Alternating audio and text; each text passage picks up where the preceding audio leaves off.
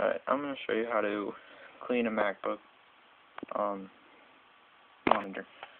As you probably can't tell, it's got fingerprints all on it from people touching it and stuff.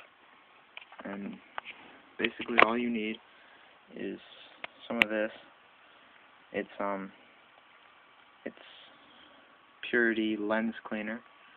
You can use any glass cleaning substance, and you need a microfiber cloth. So to do this, all you need to do is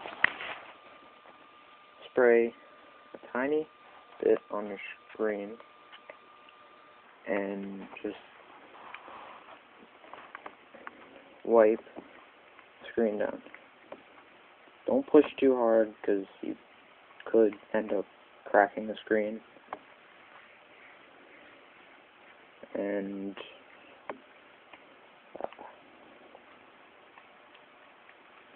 don't get it too wet because it could also get behind the screen and screw something up. Alright, well, that's basically it.